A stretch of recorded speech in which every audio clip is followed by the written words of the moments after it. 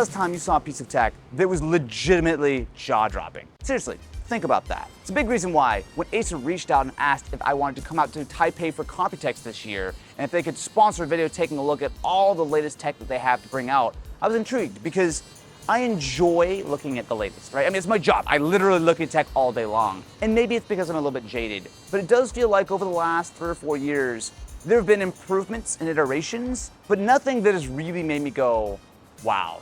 So here's the plan. I'm going to be heading over to the Acer event here in just a few minutes, where I'm going to get a sneak peek at some of the things we're going to bring out here for Computex.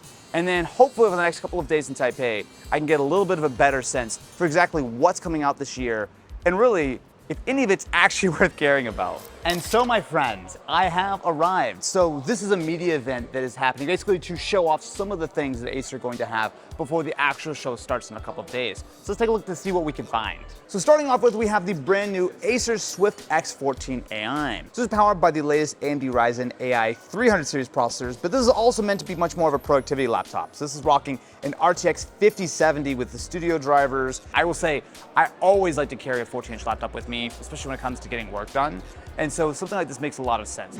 Why, hello there, my friends. I got my hands on the laptop to take a closer look at. Usual caveats apply. This is pre-production hardware, pre-production software. Basically, I have the day to put this laptop through its paces. So we have the power adapter, and we also have the stylus. Now, I'll say I normally don't care too much about a stylus. However, this is actually really cool because the stylus works on the touchpad. It is crazy to me that you've got a full RTX 5070 in this device. Now, it's clearly not a gaming device, right? So while you could do some gaming, the TDP is going to be set, I think, a little bit on the lower end. So a few things that I think are really interesting about this. The big one is just definitely the fact that they're packing a ton of performance in a very thin and light form factor. I will say the display is nice. Even though it's fairly bright out here, it's still very viewable. So this is a 14.5-inch OLED, 120 Hertz. It's also CalMan verified, which means it should be very color accurate, which makes sense because if you're using this for, I don't know, video editing, color correction, graphic design is my passion. The first thing I noticed when I started playing with this in this sort of demo floor is the touchpad. This, my friends, is a haptic touchpad. Can we all just take a moment and say, hey, Acer, thanks for the haptic touchpad? I'd say that like it's sarcastic, but I'm being very serious. I've been saying for so long to every OEM who I will ever get in front of, please put haptic touchpads on your device. There are very few companies who are doing it. I think this is actually the first time Acer have done it, and it is a huge, huge win because a haptic touchpad essentially means that you can click anywhere on the touchpad and it will work. So you don't have that, that diving board thing where the top doesn't click in, like everywhere it clicks. And it is a full-size touchpad. I mean, they literally couldn't have made that much larger. When you think about what this device really is meant for, it is meant for creating not only on the go, but importantly, creating without a huge amount of heft.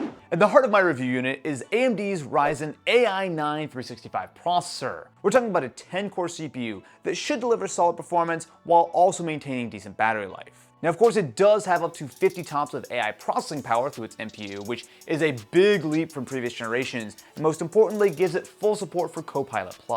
This means that the Swift fully supports all of the new Windows AI features that are steadily becoming actually useful. You've got things like recall for searching through your history, click to do, live captions. I know that Copilot Plus had a little bit of a shaky launch, but at this point, it actually is pretty helpful. And having the 5070 on board really is a big deal in a device that's this portable. With NVIDIA's studio drivers, you're getting the performance for video editing, 3D modeling and photo processing, and while this isn't marketed as a gaming laptop, let's be honest, with a 5070 supporting DLSS 4, frame generation, you've got that 120Hz OLED display, you can absolutely enjoy a little bit of gaming, once your creative work is done, theoretically. Acer also has a few neat features, including a dedicated Acer Sense key that gives you quick access to system settings and performance profiles. You've also got the programmable Acer My Key for launching your favorite apps or executing commands with a single press. Now for the big question, pricing. Now, while we don't have confirmed US prices yet, in Europe, the Swift X14 AI starts at €1,799. Now, depending on configuration, that's certainly not cheap. But all things being considered, it seems fairly reasonable considering what you're getting. For now though, let's head to the Computex show floor in the morning and see exactly what else we can find. Why, hello there, my friends, and welcome to Acer's booth at Computex. I just thought that was a good idea, but everyone's looking at me, so I'm gonna stand up now. I gotta say, this booth is very interesting. Do you see that all the tables are cardboard and plywood? Even this is just corrugated cardboard. It's a very eco-friendly booth. This looks awfully familiar. Now, one thing I've actually learned after spending a little bit of my time and talking with the Acer team about it is that the stylus does not work on the screen. In fact, they have a little finger touch only. So the stylus is specifically designed for the touchpad. Ooh, wait a minute. What? Acer also have their Swift Go line here. So I briefly got to take a look at these, but I was actually able to talk with some of the Acer people, and there's some interesting things with this. So on this touchpad, you have this little logo. This is actually telling you when your NPU is active. So if I push the Copilot button, you'll see that lights up. So as you're using AI tasks, you actually have a little progress indicator, or at least a little bit of an indicator of activity on the NPU, which is actually pretty cool. So we do have the Nitro line of gaming laptops. So you've got the 16S, you've got the 16, you've got the 18.